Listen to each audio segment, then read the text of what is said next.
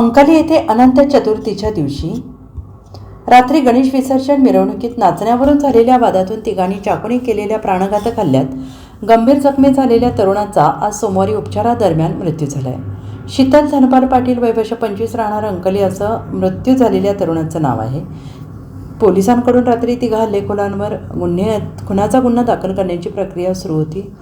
युवकाच्या मृत्यूमुळे अंकलीत तणावपूर्ण वातावरण झालेलं असून कोणताही अनुचित प्रकार घडू नये याकरिता मोठा पोलीस बंदोबस्त तैनात करण्यात आला आहे। सांगली ग्रामीण पोलिसांनी संशयित विकास बंडू घडगे वय वर्ष 35 क्षितिज उर्फ अप्पा शशिकांत कांबळे वय वर्ष 28 आदित्य शंकर घडगे वय वर्ष 22 राहणार अंकली या तिघांना तातडीनं अटक केली।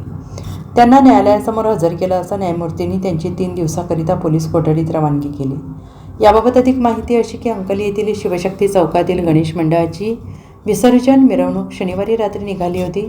रात्री 10च्या सुमारास संशयित विकास घडगे हा मिरवणुकीत आला आणि गाण्यावर नाचू लागला। तेव्हा मंडळाचे सदस्य सुनील पाटील यांनी त्याला तो आमच्या मिरवणुकीत नाचू नकोस असं सांगितलं आणि त्याचा राग आल्याने त्यांनी सुनील पाटील यांना लाथाबुक्क्यांनी मारहाण केली।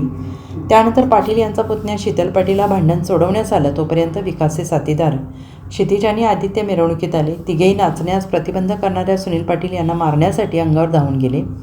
दरम्यान भांडण सोडवण्यासाठी शीतल पाटील हा मध्ये पडला तेव्हा संशयित क्षितिज याने कमरेला लावलेला चाकू काढून शीतलच्या पोटात खुपसला।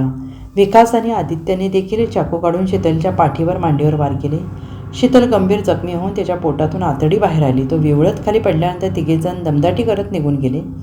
जखमी अवस्थेत रस्त्यावर पडलेल्या शीतल यास मंडळाच्या कार्यकर्त्यांनी तातडीनं शासकीय रुग्णालयात दाखल केले, मात्र उपचार सुरू असताना